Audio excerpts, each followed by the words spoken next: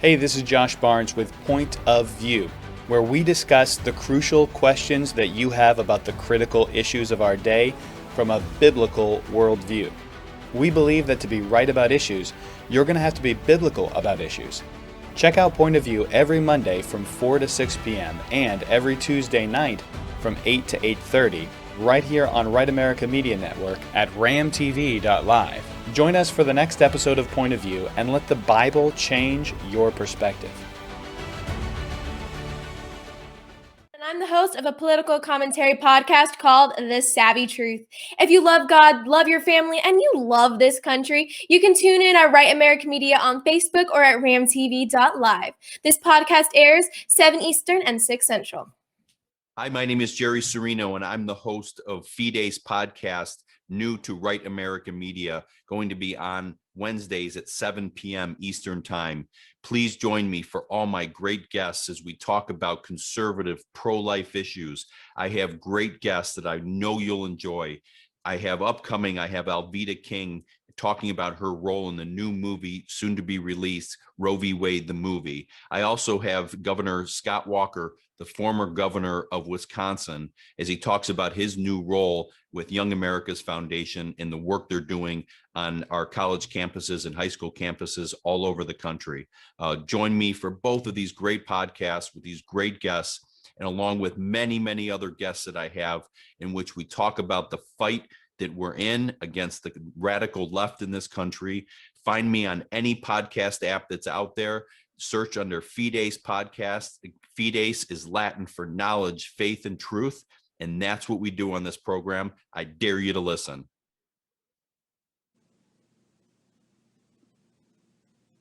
I am a raging patriot.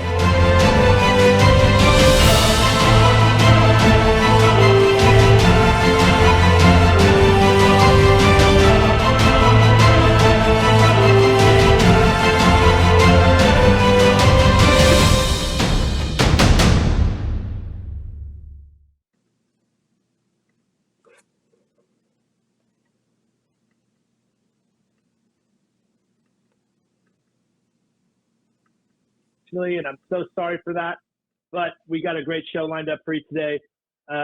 We've got Quincy ANateloo, who is the Assistant State Director of Oregon Blexit. And if you don't know about Blexit, he's going to tell you all about it. And it's a powerful movement on the West Coast throughout the United States. And we're really excited to discuss his story today. He's a Portland Black conservative. We call him the BC Preacher. If you're on Instagram, you can find him on the BC Preacher, at Twitter, at Instagram, and Facebook is the Black Conservative Preacher. And so, Quincy, how are you today, man? I'm doing good, Ben. How are you, man? I'm doing pretty good myself. A little tired into the day, but hey, you know, we got energy for fighting the good fight, don't we? Amen, amen. For real, we do. That's what we have to keep doing out here in these streets, you know. That's right. The Blue State Conservatives. I mean, this is well, really, it's Blue City. Yeah, that's what it is. It's a blue city. Yeah. Populated. Populated. That's right. We got all the Democrats in our city they've played the cards for the entire national party, and we're trying to catch them all as they throw them like it's a fire hose at us every single day. Something new is under attack. Some new freedom, some new liberty. That they're under attack. And so now you're a Portland. Are you Portland native? I can't remember. I'm a Portland native. Yeah. You know, and it's interesting. Right. You mentioned the whole you know, the Democrats constantly attacking, throwing their arrows, and I heard you mention, you know, Blexit, which I'm the state assistant state director for Oregon, and that's what Blexit we're about. We're about trying to go out there and expose the attacks from the left and what they're doing, and so with Blexit, obviously it's founded by Candace Owens. Officer Brandon Tatum is a part of it, and it's nationwide. There's chapters in every state, and then within the bigger cities. And like I said, we're out there just to educate people about what's really happening, because obviously the whole the thought is that the conservatives are the racist party. And so we're out there really to expose the left and what's been taking place in our nation through quite some time, going back into history, actually. So we just Yeah, go ahead. Oh, you good. We just had a showing of Uncle Tom, which is produced by Larry Elder, and it goes all the way back to the days of slavery, up through Roe versus Wade, and into all that stuff, and to where we're at right now in our society. Yeah, it's interesting. Let's talk about the history of that, because I've got an idea of the history of the kind of the two wings of our country. Republicans, Democrats. I mean, the first Republican president was Abraham Lincoln. Right. And so I'm trying hard to figure out how it is that the right can be pinned with racism, especially when, the deepest base of the right wing in our country are Christians, and the Christians were fully behind the civil rights movement. The Christians, long before our country was even founded, were anti-slavery. In fact, there was a huge push. My understanding is there was a huge push leading up to the founding of our nation and the Bill of Rights, that the abolishment of slavery, and it was the Christians and the more Republican right-wing side that was actually fighting against the left-wing side that wanted to maintain slavery. And you've seen it to this day, the level of racism and Jim Crow. So what's your understanding of that history? To be honest with you, I'm still the whole switch is very interesting, or where it got switched at according to our minds. And I'm trying to I'm still like dissecting that and trying to really have a good presentation to explain that. So to be honest with you guys, I'm still working through that myself, because I'm not sure if it was around Nixon time or what happened, but there were some things with the whole 13th, 14th, 15th, I think, amendment that crossed and came together and then spread back out. And then the Republicans became, quote unquote, the racist party, according to, mainstream America and the Democrats. But obviously they've been keeping, black people enslaved through all sorts of stuff throughout history, Yeah, I think it was actually originally, and I'm no historian. I'm still learning myself, man. Forgive me. Well, and now it matters, right? Now right. Yeah. And especially when you're arguing with hardcore progressives around the city of Portland. So I think it was with the New Deal, and the New Deal brought a lot of blacks from the South into the Democrat Party. And this was that was a long time ago. That was like 1940s or something like that, or 1930s, 40s. So, but then the switch in the 60s with the John F. Kennedy presidency, it was very few. It was a very small number of. That's my understanding. So there's a great video going around on Instagram right now, and I'll send it to you. It actually tells the whole story. Right. It's really interesting. And that's what the like I said, that's what the Blexit organization is about. They're about freedom.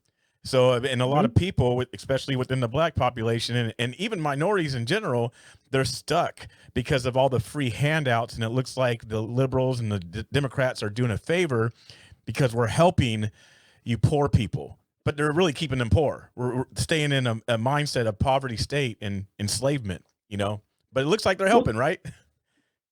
It seems like it, right? But it's not. And actually, in fact, when I look at the BLM policies as a whole, and I look at the changing of the history, especially to defund the police. I mean, when you look at these policies, they're anti-black. I mean, if you look at Portland by itself, right? And if you just look at it logically by the facts, we took 20 million away from the Portland Police Department almost immediately after disbanding the Gun Violence Task Force, which was racist, very important.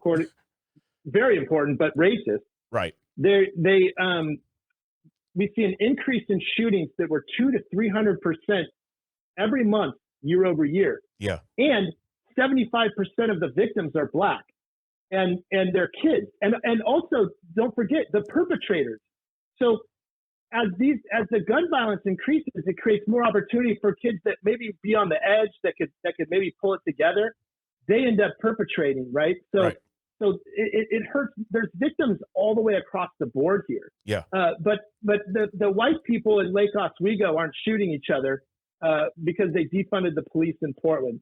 But the white people that are liberals that live in Lake Oswego have their Black Lives Matter sign in their front yard. Along with to everything me, else. It's disgusting. Yeah, along with everything else. And to me, that's just disgusting. Yeah, it is. It is. You know, and I live here in Portland, and I've lived here all my life, so I've seen the change. I've seen it kind of go from more of a red city to definitely blue. I'm in dark blue. It's a dark blue, put it that way. And dark blue. And you know, I go up through the neighborhoods in the city, and I see all the stuff. I mean, just Black Lives Matter and no justice, no peace in people's yards, in their windows. And honestly, when I drive, because I work outdoors, I drive around, I work outdoors, and I go to, you know, properties and things like that. And when I pull up to someone's place and I see this outside, I cringe, because I'm like, I feel like they're looking at me like, poor you. Yeah. You know, and it's it's insulting for me as a black man to pull up and I see, oh, Black Lives Matter, like my life didn't matter before they put their sign up in their window or on their lawn. I'm just like, you know, that's a whole nother issue right there, right? Yeah, yeah. Like, but that somehow it's like they're taking pity. It's not that you're a black man; it's that you're a man. That fact gets missed. Yeah. You know, when all this white fragility training began about a year ago, and you know, like Coca-Cola and some of these big companies are doing this sensitivity training. Right? They call it sensitivity training. Now, listen, I'm born and raised in Portland too. I went to Benson High School. I lived in the King District as a teen and grew up in the King District as a teenager. Oh, so you've seen what's happened to that neighborhood then? Yeah, before gentrification. This is 1994. Yeah. All right, 1996. I know what it's like to be the white boy at the barbecue when the music shuts off, and then they go, "Nah, you with us," and then you're like, "All right, music back on." You know, go listen to some Will Smith or something, man, or some even Tupac. Like, they're not talking about race wars. They're not talking about anything. They're like, "Stop! Why are we shooting each other? Yep. Why are we doing this?" You know, everybody's getting together in Miami, right? Like the time in the 90s where I grew up as a teen that shaped my life the most. Right. We there was nothing like this. Today, if you tell a liberal, and I've got family members that are very progressive, and you tell them, my sister even, she's like, "I'm tired of minorities being raped, beaten, and murdered in the streets." And I said, "But Lauren, you don't understand that if you go to the FBI or the Department of Justice, it's not white people doing this. It's and there's a deeper problem that has to be addressed. And by looking at it through the Black Lives Matter lens, it completely ignores the deeper problem that our whole country depends upon everyone in our society, every group, every culture, every community coming together and being strong, because that's the American way. That's what we've done for hundreds of years, and we need to keep it up. Right. Instead, we ignore it with this, sensitivity stuff that says, "Oh, black people are weak. They need us to be real careful with our words." And I'm like, that's not true. Right. A year ago, I'm saying that is not true. No, that's terrible. It's not true. I mean, and there's so much to this. It's crazy. There's so many different avenues and branches off just the BLM title that you can go, and yeah.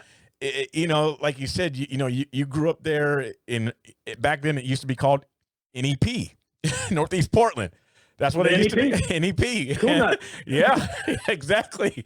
And it's funny you mentioned Cool Nuts, because when I go to some of these protests that are downtown and I watch what they're doing, and they're chanting Black Lives Matter, I sit there and I look around and I'm like, well, where is Cool Nuts? Where is Maniac Loke? Where is all the OGs that, that actually probably went through some of this stuff back in the 80s? Because, I mean, if you really think about the whole racism stuff, it was 70s, Martin Luther King, 60s and early 70s, Martin Luther King. Some of us were born in the, mid to late 70s. 80s, all right, we're still kind of coming off of it here, at least here in Portland. It went away. It seriously went away. And I'm looking at this stuff like you said, where is all this racism talk coming from? Because we weren't really talking about it in the 90s. And they start gentrifying. I mean, even North Williams here in Portland, Oregon, where Geneva's used to be, got transferred over to MLK.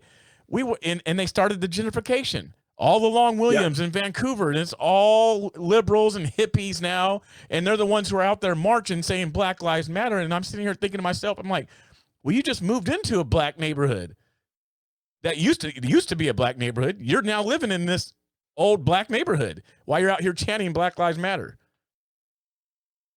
Yeah, it's crazy. Yeah, it is. So yeah, I mean and that's, you know what that is. That's people moving here from California. Yep. All right. Yep. We have this huge amount of population, and not to bash on California, because I think our overall driving around here has improved since the mass exodus from California into Oregon. But other than that, what you have, and I can say this because you and I are both born and raised Portland natives, is that we have outsiders coming into our state, bringing their politics with them, and their money for politics. I mean, even right now, like it's $50,000 to be the mayor of Tiger. When election before that, it was $5,000. And they're diluting our vote. Right. You know, I'm a social liberal. There's no way in the world I could grow up in the city of Portland and not be as libertarian as you can get. And I am. I'm very libertarian, but I'm a Republican, of course, but I'm very libertarian. Right. And then these far left progressives coming up out of Berkeley and San Francisco and the Bay Area move up here, and they dilute our vote. Yeah. And they changed our city. Yep. It's the same thing that happens at our southern border right now. Hundreds of thousands of people come in here and they change our votes. They dilute our votes from the citizens. And I think on a microcosm, I think that's really what's happened over the last 10 to 15 to 20 years. And in the 90s, I was the only white dude for miles in the King District. I bet. All the way to 33rd, maybe 42nd, all the way down to Burnside, right? And then once you got to 42nd, it was the Asians. So you're like, you're still the only white boy for miles. The Red Cobras, right? That's right. That's right. Yeah. I was just trying to be as friends with everybody, man. That was my thing. I'd get the stereos, equipment for my brothers over from the King District, from my Asian friends, and back and forth, and try to stay out of trouble, Yeah. But I'm telling you, now it's a different story. You'd be hard pressed to find anything but white people over there, and the same white people put the signs up. So, talking about that and talking about Blexit and talking about the race thing, and I, in the 90s, when I was a kid, we didn't have a problem talking about race. We'd ask each other straight, point blank questions, and no one was offended, and no one would be hurt. Yeah. But there was a genuine curiosity about each other and our upbringings, and today, you see it everywhere. Like, one of my family's favorite shows is This Is Us, right? So we've been watching This Is Us for a long time, right? And one of my favorite characters was Randall, because he was Black, adopted to a white family, super, super smart, most successful of the kids. And now this season they've turned it to where he's this weakling that is upset all the time because he's Black, right? And no one understands him, and everyone's racist. It's so sad. I was like, dude, that was my favorite character on the show. Yep. Now I'm like, this is so pathetic. Yeah. That's really sad. It is, because I remember, like you said, you're bringing up that stuff where it used to not bother us. I mean, and now everything's like oversensitive. Everything has to do with, this fake imagination of love, and because I mean, back in the days, Ice Cube, you had all these people, they were when they rapped, they were actually saying a lot of times some offending things about certain people, certain rainbow looking things. Everybody. Right. Everybody. I mean, I remember when Ice Cube was calling out Dre and calling him the F word that has three letters in it. And nowadays, that's the most, totally. That word is almost worse than cursing nowadays. I mean, it really is. Yeah. And it's just like, how did everybody get sensitive, and including Black folks? Because I mean, regarding that type of stuff, we went through stuff, the Black culture actually went through the fight with Martin Luther King as a great leader. And he inspired people to stay strong, be strong, not to fold and get weak and go after each other, or go after, the whitey, type of thing. But he respect people, be strong in that type of way. And now everybody's just sensitive and fighting each other, and back to the whole old school stuff of blaming the police, blaming the white person. Now it's a mess. It's like nothing makes us strong anymore. Like, where's the strength? And there is none. Yeah, but there is. The truth is, there's tons of strength. Right. But the media and the Has made politicians people who are weak. using the Black population Yep. and the Latino population to gain more strength and power are making y'all look weak. Yeah. And, I mean, they're yeah. Yeah. and they're doing it to us too. They're like, oh, white privilege. Oh, Right. you didn't work hard, or look, I didn't go to college. I don't have a college degree. I can't get a job. I can't do anything, man. I just start a business and work my ass off and Right. but I got white privilege now. And, But right, like, what does that mean? Yeah, and that's the thing. They're shaming white people for being white. They're shaming. I mean, and really, like you said earlier in the show, males in general. They're shaming males a lot. Exactly. It starts with the demasculization, as you were talking Yep. about 90s rap, which I love. Now we call it dad rap. Right. Dad rap. Yeah, exactly. My boys say it too. You guys listen to all that old music. I'm like, yeah.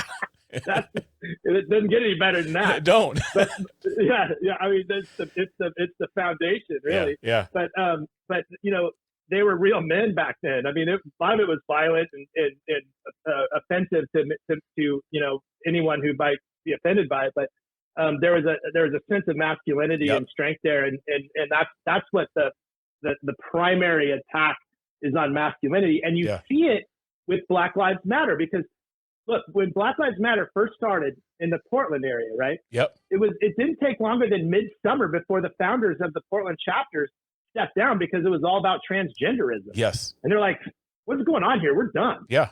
And Yep. I was like, yeah, good for them. Right.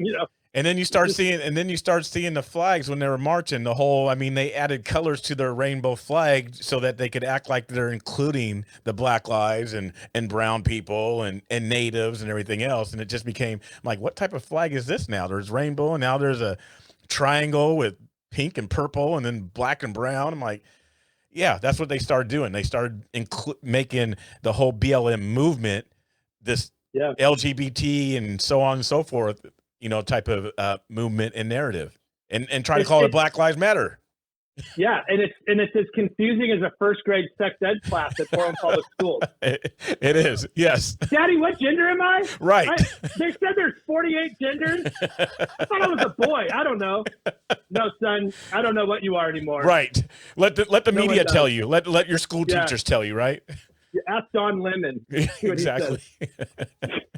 Or whatever. I Right, mean, or it's so whatever. crazy. Whoever. But yeah, it's like, so thinking about this, like, tell me, like, the whole race thing, because I think, how do we overcome this, right? Like, how do we overcome what the left is doing so successfully? I mean, as disgusting as it is with critical race theory and all this stuff that's going on in our schools right now, that the state of Oregon just approved as primary curriculum. Right. How do we fight this, and why? Like, why do we fight this, and how do we fight it? Well, for one reason, why we need to fight it is because the truth needs to be out there, the full truth. How do we fight it is the great question. It's a good question, because, and I've been thinking about this. I've been talking about this a lot on my show on The Reckoning that comes on PT News Network and different platforms, my page, Facebook and YouTube. But here's the thing, and this yourself. We live in Portland. And so I've been explaining this the last few days. If you don't travel, you don't really know different demographics and geographics across the nation. So you and I, we're used to Portland. We're used to the old school Northeast Portland, our boundaries, our borders, which, if we're speaking about this narrative of Black people getting shot or minorities getting shot, here in Oregon and especially Portland, we have I think it's like 7% Black people. That's very, very small. And if this is what we are used to, you and I, then the narrative that they're pushing out there that Black people get killed, for us speaking, we're like, no, it's not really happening. But then if you take yourselves outside the box, and we're looking at the Midwest, we're looking at the South, where the population of Black people are more, and say those people don't get to travel outside of their comfort zone or their parameters, what they are saying is partly true. because they're living in their city and they're not going to, they're not going to Wyoming. They're not going to Idaho. They're not traveling and seeing the different regions of the United States. So their reality is their reality. And they're saying, oh, black people are getting killed, which is probably true for their area. You know what I mean? Do you understand what I'm saying by that? So it gets hard. Sometimes we have to step out of our box to see, like, okay, maybe that's true. And so what they're doing is that they're using those areas to paint this huge picture, because it's mainstream media that goes out to millions and millions of people. They're painting this picture like black people are under attack when they're really not. I was looking at a press conference yesterday, and it had the family of George Floyd and it had the family of Dante Wright. And they're saying, black people are under attack. And I'm looking at this picture. I'm like, well, black people under attack. There's 50 y'all right here standing in front of a microphone. How come you're not targeted right now? George Floyd's brothers George Floyd's brothers are up there at the microphone. There's 3 of them. I'm like, well, if all black men are being under attack by police, here's a prime opportunity right here. Yeah, it's really interesting you say that. And one of the things that I look at is the fact that, like, okay, I can't remember, shot just recently where the police officer thought she was pulling her taser. That's Dante Wright. Yeah. Dante Wright. And you watch that 5 seconds of video that's there, and he's about to get put in handcuffs, and he seems to be nice and chill and calm, and and the police sort of let their guard down just enough to where he can just break out and try to jump in his car and take off. Right. And it's like, I just wonder, same thing with George Floyd, he resisted arrest. And they're all tragedy. There's no, it doesn't matter what color they are. It's a tragedy. Like it shouldn't have happened. Someone, my son, my stepson, 10 years old, we were leaving a baseball game yesterday from my first grader. And he just says, what happened now? Like, why are they rioting again? And I said, well, another black man was murdered by the police or killed by the police. And he was like, well, what happened? I said, well, first off, he resisted arrest. And the last thing you ever want to do when you're in a situation with a police officer is resist arrest. You do whatever that police officer asks you to do. Right. And you make sure he can see your hands, and you make sure no matter what, because that could happen. And of course he's like, have you ever been arrested? I'm like, so yeah. You don't really want to know about that, son. Don't worry about it. Yeah. I grew up sort of on the edge. We get it. Yeah. I was an at-risk youth. I'll say that. Right. But I always did what the police officer said. In fact, in the 90s, it wasn't the GOTV or the gun violence reduction task force. It was the gang task force. It was the gang task force. Yeah. And they knew who you were. Yep. When they pull up Gantenbein and we'd be sitting outside, they could pull up and they'd be like, hey, Ben, what's happening? I remember that. I remember that. They used to call you by name. Yes. Yep. Yeah. And I would say, hey, what's happening? And then they would ask you questions. Does your mom know you're out here, son? Yeah. They would do that at 3 a.m. They're like, listen, if I see you again, you're going to jail. Don't make me do it. Right. And I'll be like, okay, we'll find a place to go. But they knew your name. They knew what was going on. They knew the streets. And when Joanne Hardesty pulled that unit out, that I could tell you that unit probably operated the same way as in the 90s. They knew everybody. They knew what's going on. And now you got people that don't know anybody, don't know what's going on. Right. Don't know who's really a threat and who's not really a threat. And it's really sad to me. It's really scary. Yeah. Yep. I remember those times so well that they just pull up, or they end up calling your parents. They say, hey, caught your son out here. We're not going to take him to jail, but maybe bring him to your place, bring him home, or come get him. Yeah. Let's get him off the street. I thought he was asleep in bed. Right. How'd he sneak out again? We're on the 3rd story. Totally. So it's just, and that's the thing, man. And there's in our country, I feel like there's racism. It exists. Right. But is it institutionalized? Yeah. You said is it institutionalized?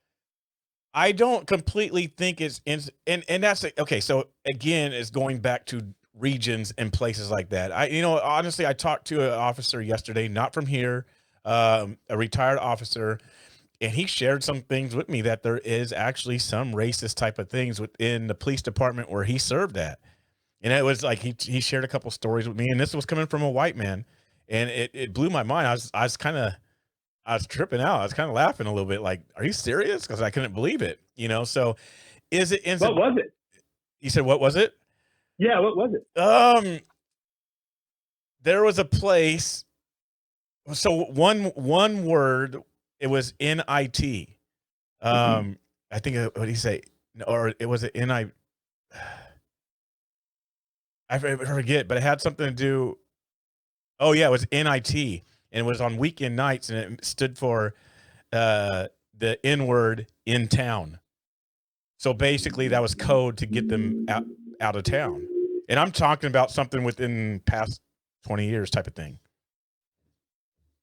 So that's Crazy. Yeah, it was crazy to me. And is it this coming from a white gentleman? And I may have him on my show at one point, but the thing is, systematically, it's hard to tell. Is there a possibility? Yes, there is a possibility. Yeah. Obviously there is a possibility, and that's where the whole back the blue thing and then F the police. We have to try to come to a common ground and figuring this out and dissecting it the right way, weeding the stuff out by at the same time keeping police. We don't need to defund them. We need to increase the funds for the proper training, whether it's mental, because they go through a lot. They can't even trust us nowadays when they go to pull over, one of us. They can't trust us. And it don't matter if it's white, black, brown, whatever. They just don't, they can't trust humans no more because of what the media has portrayed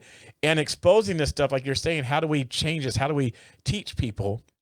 One of the things we need to do is show when things happen to Caucasian people or Asian people regarding the police, because right now it's only police kill another black person. It's like there's no other type of traffic stops except police kill another black person. Yeah, it's one of those things where like it's like the anti-gun rights left wing agenda. Right. Mass shooting in Colorado grocery store, and you talk to, I have people in my family that are very progressive liberals, and they're hysterical because I carry a concealed firearm. Right. And they're hysterical, and I said, well, if anybody in that grocery store, a bunch of people had concealed carry, you think how far that guy might not have made it that far. Right. And it's so interesting to me because that's all over the news, but no one gives a rat's ass about the 80 murders in Chicago from that Friday to Sunday. Right. Yep. What? But that's not news. That's every Friday to Sunday. I know. And so like things are so backwards. They're so backwards. The left in Portland especially wants to take away firearms from law-abiding citizens. Mm-hmm. And in the same breath, they encourage criminals to carry firearms and shoot each other or innocent people. Yep. Carjackings are up 200 to 300%. Shootings are up 200 to 300%. Right. This is month over month. Murders in Portland since January 1st, 2021 are up 2,000% this time year over year. Mm-hmm. And it's not conservatives with legal concealed carry permits. No, it's criminals that are conducting any of these shootings. Right. It's criminals. Not one of them. Yep. Not one of them. Right. They're criminals. Yeah. Yep. And so it just makes no sense at all. And one of the stats I heard, which I think is phenomenal, is that it was something about the gun sales, because we're having record firearm sales right now in the U.S. Right. 40% are new first-time registrations, which means that almost half of the gun sales are new carriers of firearms legally. Right. And one of the biggest surges, and I can't remember off the top of my head what the exact number is. I think we need to look it up and find out after the show. But it's the African American community. They're carrying legal concealed weapons at a higher rate now than ever before. Mm-hmm. And I think that's where it kind of starts, because you have to be able to defend yourself because you're worth defending. You're worth defending. And we need more good citizens to help each other. These left wingers around here, like, put on your mask, cover your nose. Oh yeah. We wear it to protect you. Yeah, I know, because we love you. Don't you love your neighbor? You. Yeah. Here's how I love my neighbor. You wear a mask to protect me. I'll carry a firearm to protect you. There we go. That's a fair trade. I like that. They get hysterical. That's not good. That's not good. That's right. not good. Well, I think we got a lot of work to do. I think Oregon is a place where you're, like you said, the Black community in Portland is so small, and there's this weird perverted reality around what's actually happening, and it's causing more damage. These policies in Portland are causing more damage, in my opinion, to the very people they're claiming to protect. And I think it's a form of hypocrisy. Yeah. And we need more Black people, more Latino and Latinas, and Asians, and people of all races and colors to start waking up. Yep. Wake up and start looking at the policies and the results. Yeah. And that's how you know what they're up to. Yep. Don't listen to what they say. It's policies and results. And if you look at the policies and the results, our kids are getting stupider every day in Portland and throughout Oregon. They're getting higher chance of being shot in the street every single day.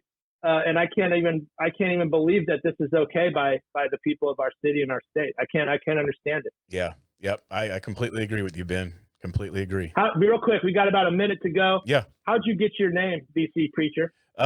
Someone was telling me to start, platform, and I'm like, I don't know what to go by. How do I start it? And they're like, well, you preach. You're out there on the street preaching, and which I do street preach, and you're a conservative. Why don't you go by the Black conservative preacher? I'm like, all right, that rings. So that's basically how it came about. Honestly, somebody else. I like it. Yeah. All right, you can get to know Quincy, Twitter, Instagram, yep. Twitch, Parler, at the BC Preacher. Yep. Facebook, YouTube at the Black Conservative Preacher. Yes, sir. You got to find him and look him up. He's got a great video. You got a great video when Joe Biden said, "You ain't Black if you don't vote for me." Your video response on Instagram was like, yeah. Loved it. So you got to go check him out. Appreciate it, man. Appreciate it. Thank you for having me on, man. I appreciate you. You bet. And an hour is not nearly enough time. We got to talk some more. We will, for sure. All right, my friend. God bless. God bless. I am a raging patriot.